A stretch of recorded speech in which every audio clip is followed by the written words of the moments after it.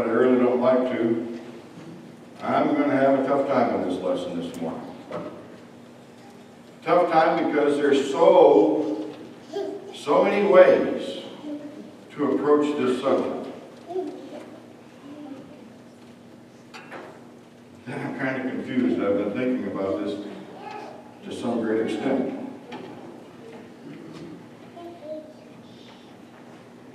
I want for you to look in your minds at the world we live in. I want you to think about all of the things that are taking place in this world, not just in the United States, worldwide.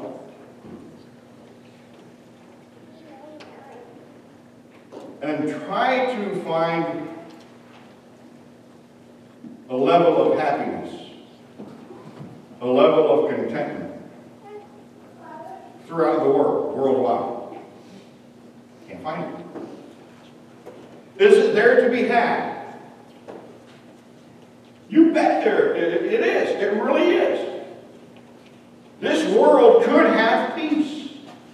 This world could have peace because of the love of God. This world could have peace in a very simple way. And that way is simply turning to Him. Because guess what happens? I'm going to pick on Kathy because I love to pick on her. If Kathy is doing what God said to do, this is how simple it is. And I am doing what God said to do. What do you think is going to be between Kathy and I?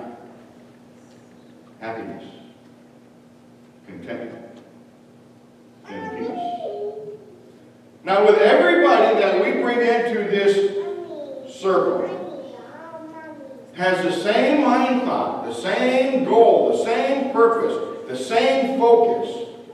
Guess what's going to stay in that circle? Peace, contentment, happiness. Now see, we live in a world that is so far removed from that it has lost its ability to find it. It's lost its ability to find it because it's looking in the wrong places.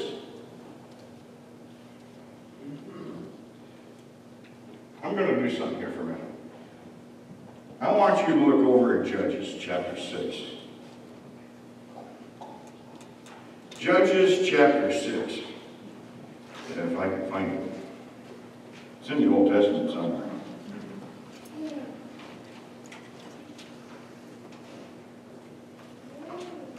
Here we go. I want you to look at something. Judges chapter 6, and I think it's in different Bible. Let's see. Look at verse 11. Now the angel of the Lord came and sat under the tree, under the terebinth tree, which was in Ophrah, which belonged to Joash. I don't want to read that. Look in verse 12. And the angel of the Lord appeared to him and said to him, talking to Gideon, the Lord is with you. Listen to this.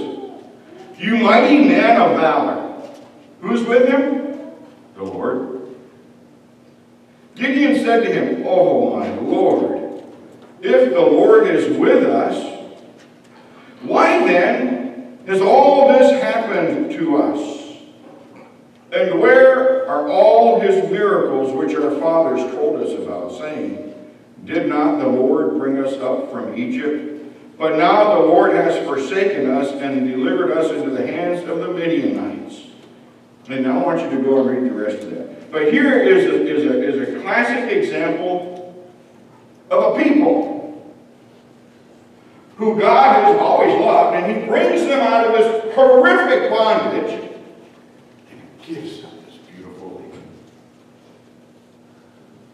Does they're fighting for them, takes care of every possible need, want, desire that they could possibly have. Now see, where do we get these needs, these wants, and these desires? God instilled those things in us. God put those things in there. He did that. So what do we do with this emotion of desire, this emotion of want, this emotion of need? What do we do with these things? You know what Israel did with them? They allowed those things that God gave them to use in a righteous manner for their own purpose. That's what Israel did. Now you can go back and you can read the story. There's probably no one in this room that hasn't read that story before. And all the beautiful things God has done. All of the beautiful things God has always done for His people. And yet, what happened? They were discontented. Always discontented. When you look at Israel at the time when the angel of the Lord appeared to Gideon and he said, "Thou mighty man of valor, the Lord is with you." The Lord has always been with us. He has always been with His people. But you know Gideon's response, "Why then has all this befallen us? Why have you forsaken us?" Now see, here's the amazing thing about that. Where was God? Had God. Maybe He took a vacation. I'm being a little bit facetious. Maybe He paid. Maybe He took a trip. He just kind of left him and he went off and did his own thing for a while, right?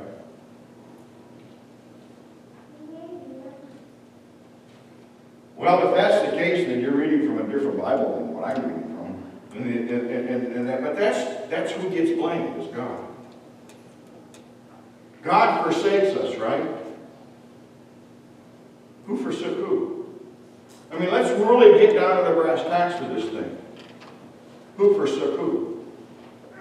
It was the people. It was those people who had vowed their lives to God for what He had done for them that grew discontented with Him and with His gifts. Now, I mean, I gotta tell you, that's kind of a hard thing for me to imagine. You know, when I think about Israel and I think about slavery, and I think about Egypt, and I think about the display before them, all this discontented. And I kind of go, what were they thinking of? And there's a part of that that I really hate. I'm going to share it with you right now. And then I think about myself. How often do you think about yourself? And where you are? Where you want to be? And what you want to be doing? And where do you, alongside of God, fit in within that scheme? It's an important question because when we look at the world we live in, the world is trying to fix this thing. Many of them are. I'll try to give how do you say, benefit of the doubt. The world, we're going to look at the world, trying to fix this world issue at a world level. It's never going to happen. It can't happen. It can't happen because it won't take the first step. You know what that step is, correct? You understand and you know what that step is. How can we fix this massive chaos of disorder and hate and evil and all these things within our world if we can't take the first step? Number one, look to God. Turn to Him. Now see, here's the thing with that, and I think this is why a lot of people don't. Because I think deep down inside themselves, they know that turning to God with the attitude, well, I'm not going to do anything about it, is kind of pointless. Isn't it? Pardon my English, but kind of dumb. I know some people don't like that word, but it's pretty silly. But this is the way the world wants to adjust itself, try to fix itself without turning to God, without realizing I'm a part of this equation. God's the first part of this equation. I am the second part of that equation. And until we take that first step individually, we can't fix anything. What's the next step? What's the third step? Someone tell me. Well, maybe better. Might get too many answers. What's the third step? If I turn to God and I say, God, I'm going to listen to what you say. I'm going to get back to Scripture. Then what's the third step? Family. Family. If we can't fix our families, we cannot fix our nation. If we can't fix our family, we cannot fix our nation. We will never fix the world. And here's the thing. It can be done. The likelihood, don't hold out much hope for that. Because we have world history right here and it hasn't happened yet. Because we know people and we know how they are. But we can't fix these things without doing something first. Look over to Hebrews chapter 13. I said all that just to get to this one today. Can you believe that? Hebrews 13, I want to look at verses 5 and 6. It says, let your conduct be without covetousness. Be content with such things as you have.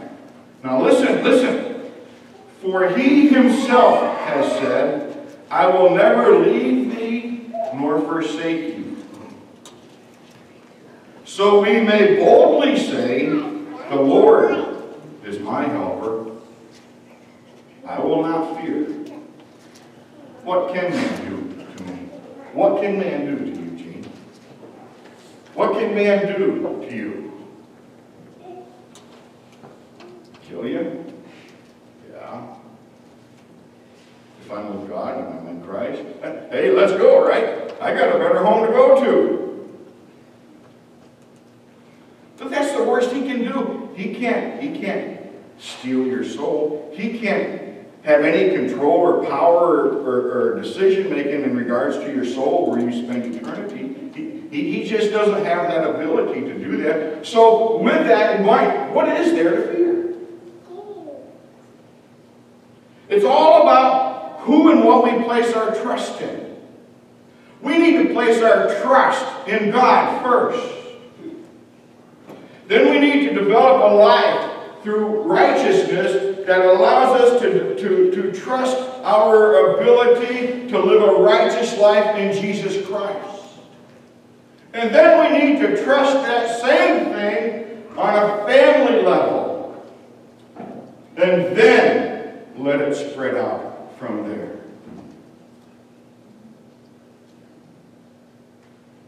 He says, let your conduct be without covetousness.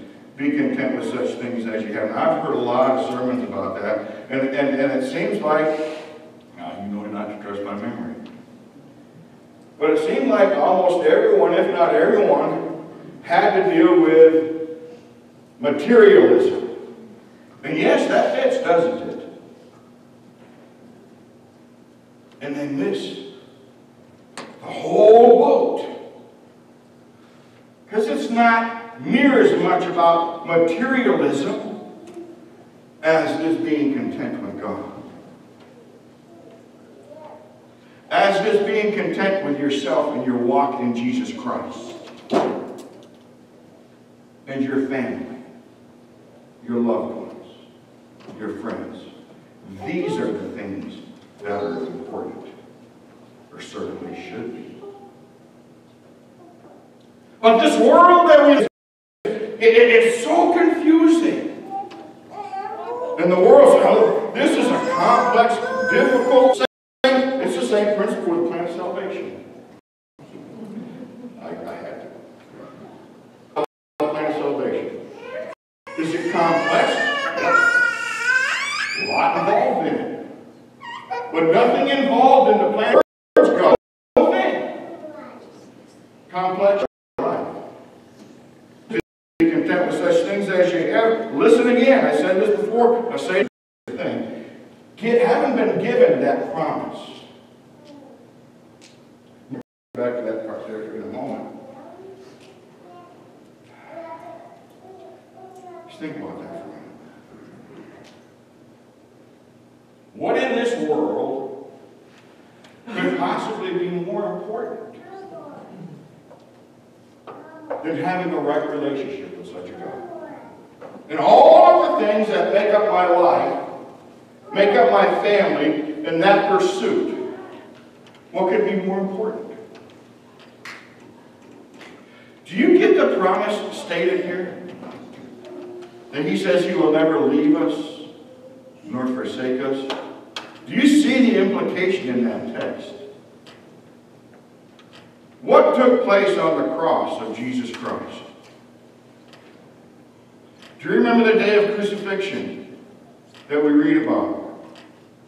And to remember Jesus' cry, my God, why have you forsaken me? We know the answer to that. But here, God is telling us that for you and I, his children, he is not going to do what he did towards his own son. Have you thought about that? God forsook his son. No, he didn't forsake the sake of forsaking. He looked away from his son because he could not bear to see what was taking place and all that it meant. God's not going to do that with us. He's not going to forsake us. And so here's the trust that we have to have, that he's not going to do that. Anybody in here not believe that? Because if you don't believe that, I'd like to talk to you after this lesson. I really would. I'll take whatever time you need to. So if we trust that, then that kind of helps everything kind of fit in place. Everything has a place. And you could never tell that by my garage, trust me. But I used to have a place for everything, and everything was kept in its place. And I didn't have to worry about memory. I just go right to it because I knew right where it was. I could see it. It was where it was supposed to be. It's a nightmare now.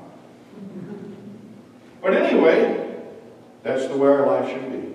We look to God, we trust God. As long as we're trusting God, why are all these other things so important? We make so many mistakes. He says, so we may boldly say, the Lord is my helper, I will not fear.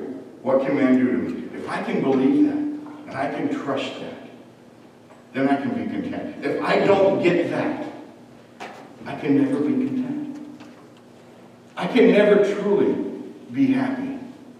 When I look into the world and I see what people have or don't have, and I see the relationships, and I see this, whatever it may be, and I say, I want that. I want that. The first thing is I put my come to a screeching halt. Wait a minute.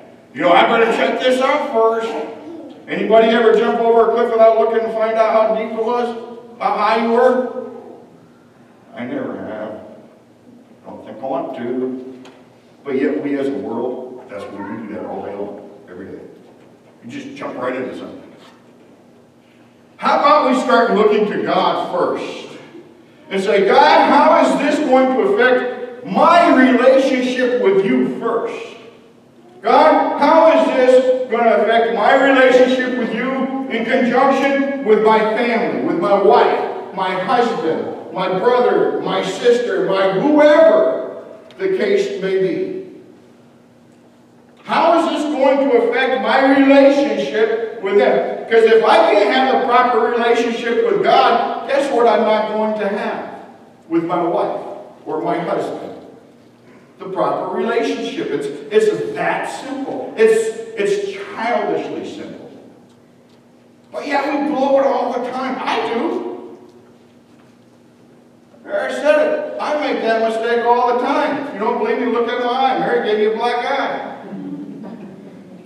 You have no idea how many times I told people that. We need to learn to be content, but content with the right things. Content with the right things is powerful. Contentment with the right things can move mountains.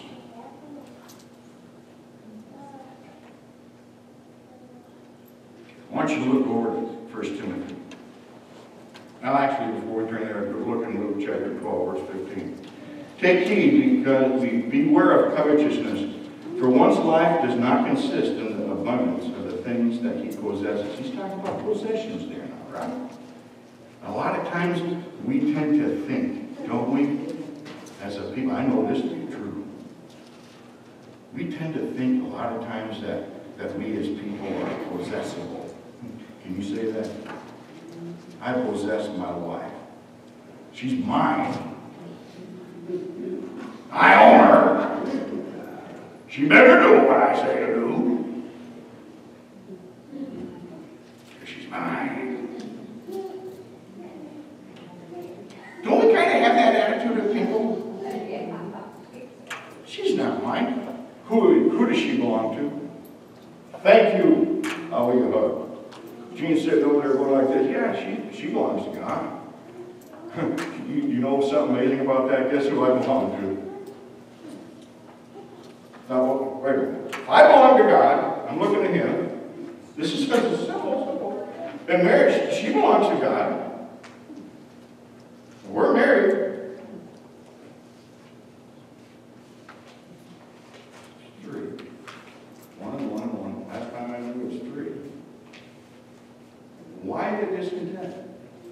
The lack of harmony. The lack of peace. All these things that divorces, or that lead to divorce.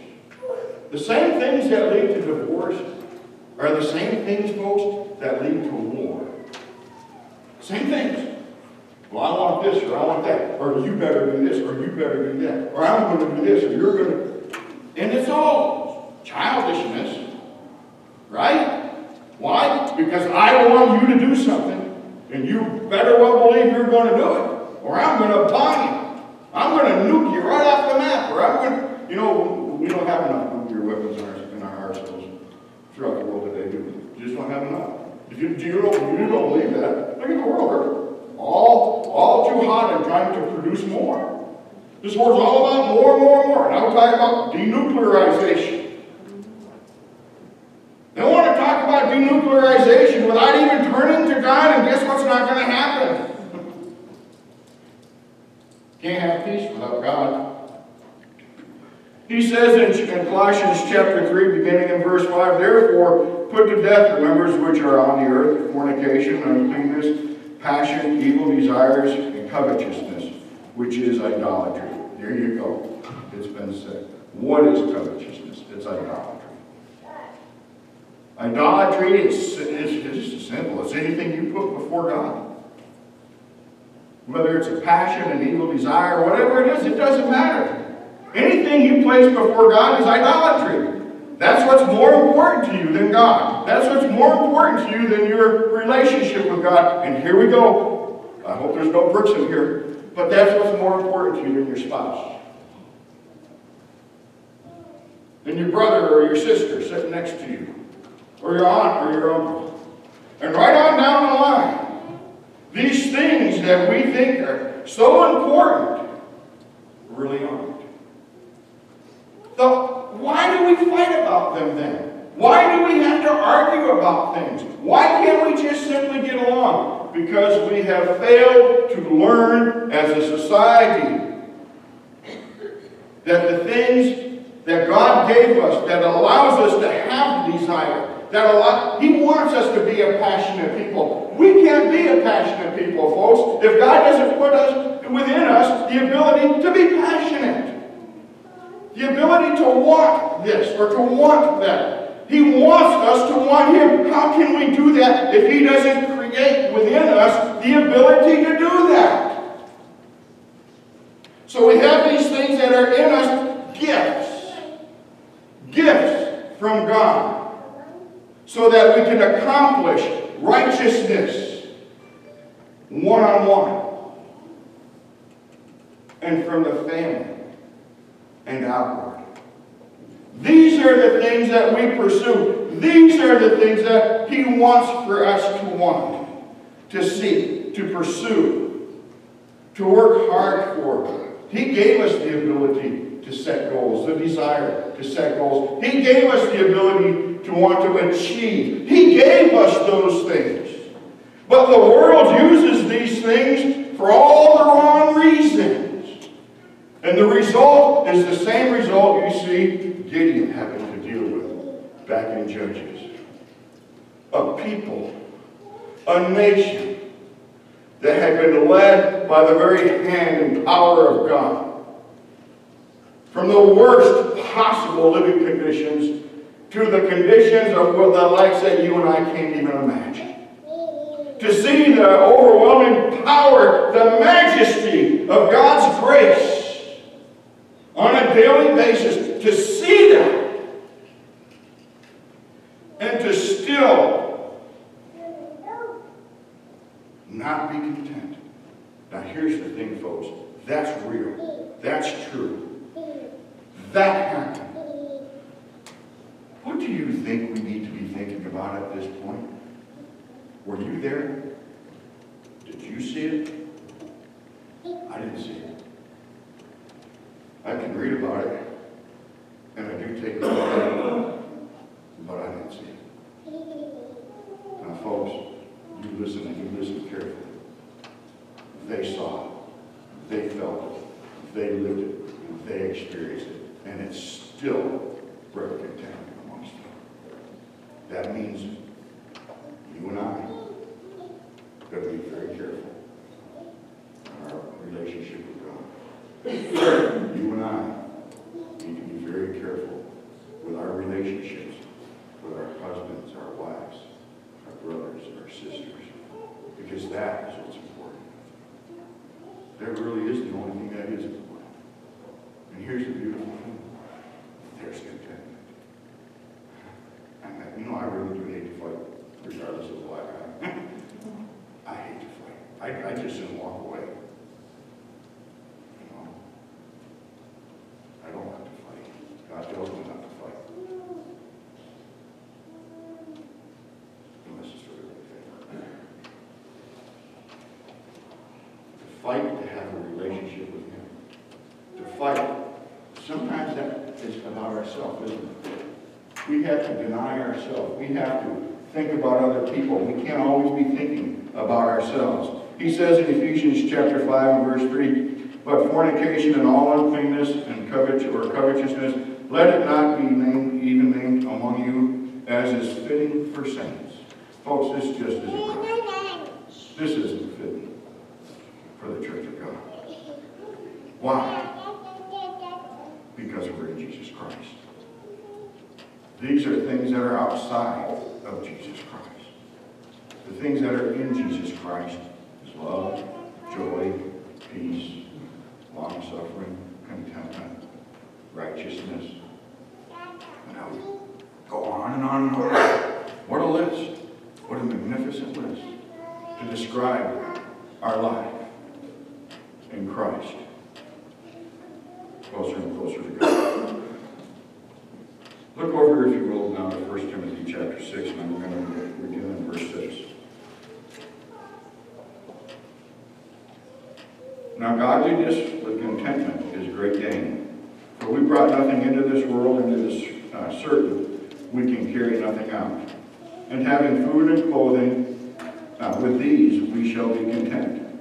But those who desire to be rich fall into the temptation and snare, and into many foolish and harmful lusts, which drown men in destruction and perdition. I want to stop there right there. That's the result of discontentment, of being discontented.